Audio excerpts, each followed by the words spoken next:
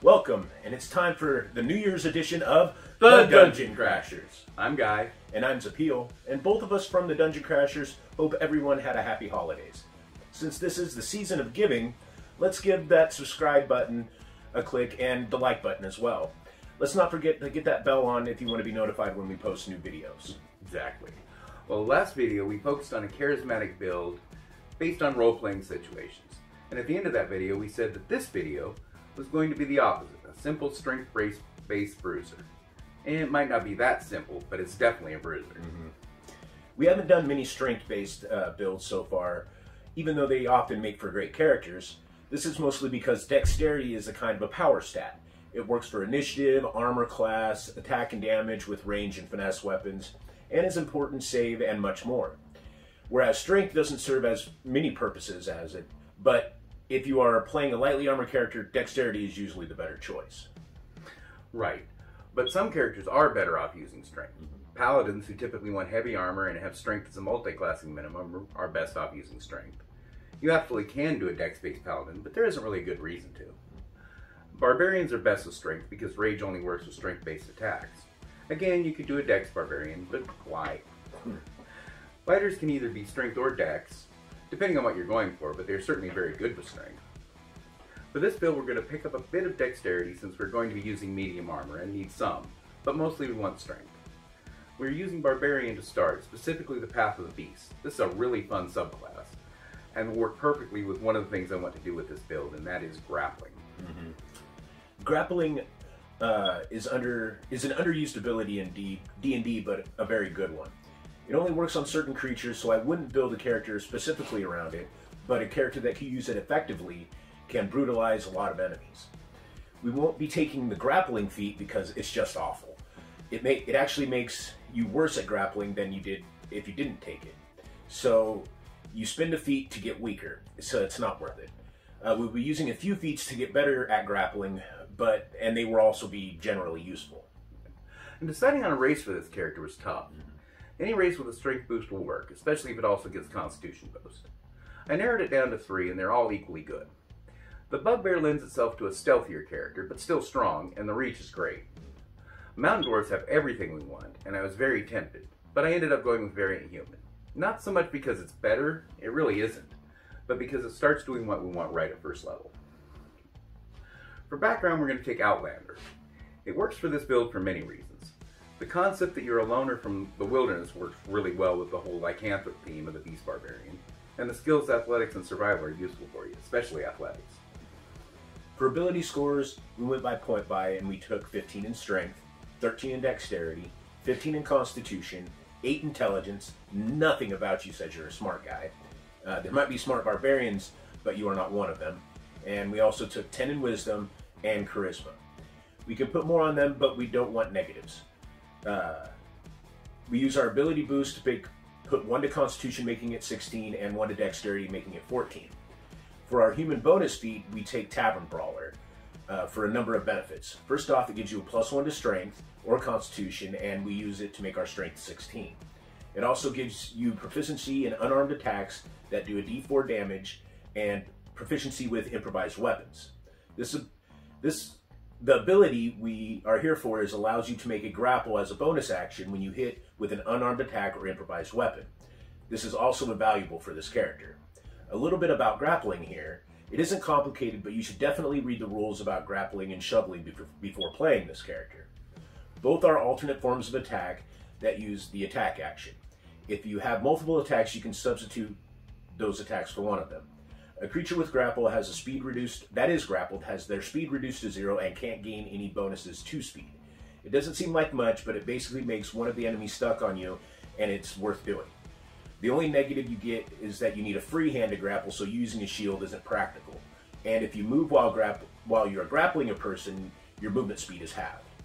Shove also takes 1 of your attacks and lets you either knock someone prone or push them 5 feet.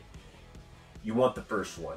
The prone creature has disadvantage on attacks, and attackers within 5 feet, including you, gain advantage when you attack them, and unless they stand up using half their movement, they can crawl only, which also halves their movement. Of course, if they are grappled, none of that matters because their movement is 0. Both of these attacks use the opposed strength athletics check, so make sure athletics is as high as it can be. Yeah, really. Our first level is in Barbarian. We get Rage and Unarmored Defense. We get 2 rages per long rest. They last for a minute, and while raging you resist physical attacks from non-magic weapons, and add 2 to your damage with strength-based attacks. This includes your unarmed attacks, but also includes the Battle Axe, which we are taking for those things we don't want to grapple. We also get Unarmored Defense, which makes your armor class 10 plus Dex plus Con when not wearing armor. We will eventually use this, but for now we're using medium armor, ideally half plate, unless you're going for a stealthy character, in which case breastplate will be even better. We also will carry some javelins for range targets. Our second level is also Barbarian, getting Reckless Attack, which lets us get advantage on attacks in exchange for giving advantage to attacks against us. This is often worth it, but be careful using against enemies which deal a lot of damage or have abilities like poison or paralysis which trigger on a hit. We also get Danger Sense, which gives us advantage on dex saves against things which we can see. And this is great and makes up for not being proficient in dex saves. At third level we get our Primal Path, taking Path of the Beast. When you rage, you can choose to grow a natural weapon, which can be a bite, dealing a d8 piercing damage, and healing you a proficiency bonus in hit points if you're under half your total.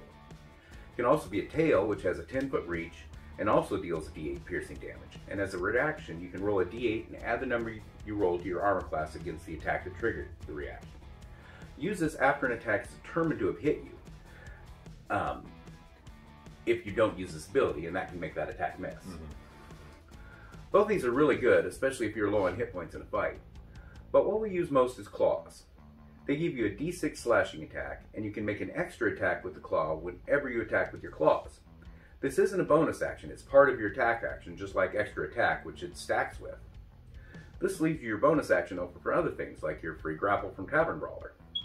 And you have another claw to hit or shove with. Your DM may say that the bonus claw can't be used to shove, and that makes sense in a way. I just don't think that's how the rule works. It probably is how the rule is intended to work, but if not, no big deal. Just shove them next round. Once you have them grappled and prone, just rip away with your claws until they die, and then go grapple someone else. And at fourth level, we're sticking with Barbarian to get even better at grappling and killing things in general. We are taking our ability boost, boosting our strength up to 18. At fifth level, we're taking Barbarian. We get an extra attack, making it 2 attacks or 3 with our claws. Now we can attack, then use our bonus action to grapple. Then you can shove with your second attack and then make another claw attack after that. You can also grapple with your bite or tail, which would be extremely cool, but it doesn't change the rule that you still need a free hand. Also, your movement and speed is increased by 10, and if you aren't wearing heavy armor, which you won't be, so you are now fast and furious. At 6th level, we're taking another level of Barbarian, getting Bestial Soul. First off, this makes your natural attacks you get from the beast magical for overcoming resistances. Also, every short and long rest, you can choose to change your form to get either swimming speed equal to your walking speed and you can breathe underwater, or a climbing speed equal to your walking speed and you can climb difficult surfaces and even climb upside down on ceilings. Or you can get a big boost to your jump distance. You will still want to read the rules on all of these before you make any choices. And you also get another use of rage here, making it 4 per day. And at 7th level, we're going to take a side trip into Fighter. At first level Fighter, we get a fighting style. And very few of these really help with our armor attacks or our grappling. Blind fighting could be nice and fit the bestial nature of the character. Defense could help our armor class when wearing armor, but we're eventually going to stop wearing armor. I like thrown weapon fighting, giving us a +2 damage on thrown weapons like those javelins we carry around, and let us draw the weapon as part of the attack. This will make us a real threat at range and help us against flying enemies, which can be a problem for melee-oriented characters like us. We also get Second Wind, allowing us to heal a d10 plus our level once between rests. At 8th level, we'll take Fighter level 2, getting Action Surge, allowing us to take a second action once between rests. This is pretty great for us, as we do 3 attacks on our action with our claws.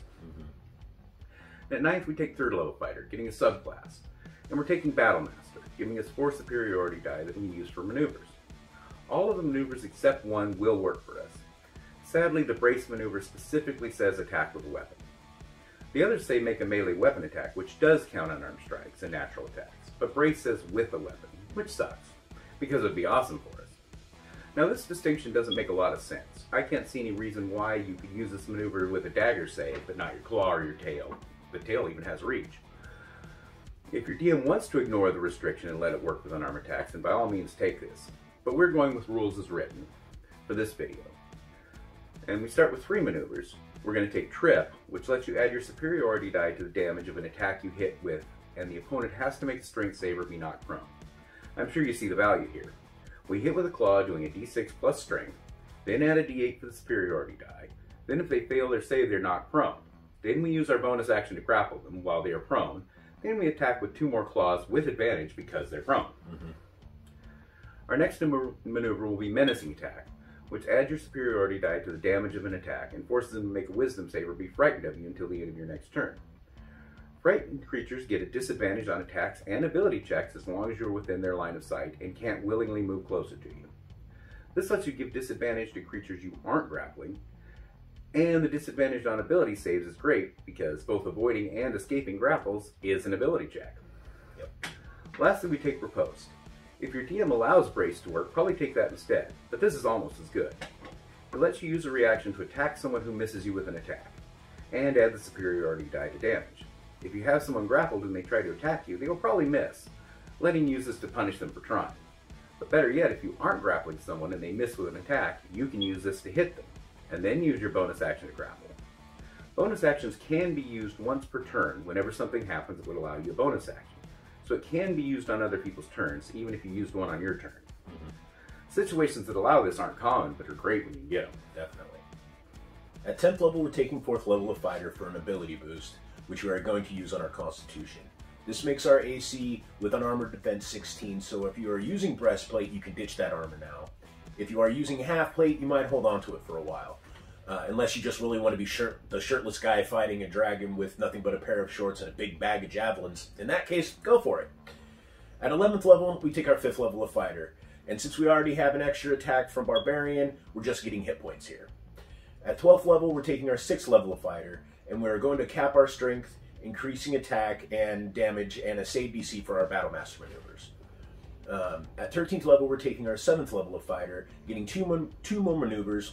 We want Pushing Attack, which adds a superiority dice to the damage and forces the enemy to make a strength save or be pushed 15 feet. Normally, we would want to keep our enemies close, but if you are fighting multiple opponents, this could be a great way to get one of them off you. For our second maneuver, take anything you like. If you took Brace last time, then take Riposte here. Otherwise, find something that works with your playstyle. Quick Toss could also be good for letting you throw a 3rd javelin.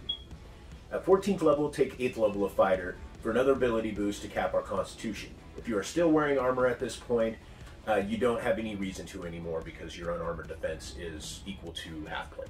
Exactly. Now at 15th level, we go back to Barbarian. We could have taken more Fighter to get a 3rd attack eventually, but Barbarian gives us overall more value. This will be 7th level Barbarian. We get Feral Instinct, which gives us advantage on initiative checks, and we can enter a rage to avoid being surprised. There's also an optional ability that lets us move up to half our movement speed as part of the bonus action we use to enter a rage. We use this in our games and we like it. It isn't overpowered and has a lot of flavor to enter a rage and immediately just run screaming at your enemies. And at 16th level, we'll take 8th level Barbarian. We could just boost our dexterity, but instead we're going to take the Skill Expert feat. It lets us learn a new skill, get expertise in one of our skills, and add +1 to an ability. For our new skill, I like Stealth, Insight, or Acrobatics, and we are putting the +1 in Dexterity. The reason we are here, though, is for expertise in Athletics. Some of our enemies might be pretty strong at this point and might be hard to grapple. Well, now they're much less hard to grapple. And at 17th level, we take 9th level Barbarian. Our rage damage bonus goes up to +3, and we get Brutal Critical, letting us roll an extra damage die when we make a critical hit. It's always helpful. At 18th level, we're taking a 10th level of Barbarian, getting Infectious Fury. When you hit a creature with your natural attack while raging, you can cause it to make a Wisdom save, DC 8 plus Proficiency plus Constitution modifier. If it fails, you can choose to either make it attack another creature of your choice that it can see using its reaction, or you can make it take 2d12 psychic damage. You can do this a number of times equal to per long rest equal to your Proficiency modifier. At 19th level, you get 11th level of Barbarian, getting Relentless Rage. If you are reduced to 0 hit points, you can make a Constitution save DC of 10 to drop to 1 hit point instead. You can do this as many times as you want, but the save DC increases by 5 each time you use it. At 20th level, we take our 12th level of Barbarian, and we'll take the Athlete feat, allowing you to stand from prone with only using 5 feet of movement, making running jumps with only 5 feet of movement, and climb without spending extra movement. You also get +1 to Dexterity, making R16. If you would rather take a different feat such as Slasher or Piercer, which also gives a +1 to Dex, feel free to take those here. That's a good choice. You also get another Rage, making it 5 per day. Yeah. And I really think this build delivers on the promise of being a big bruiser. Oh, definitely. That solves problems by hitting them until they stop being problems. Mm-hmm. You're excellent as a straight melee fighter, doing great damage and being able to take a lot of damage as well.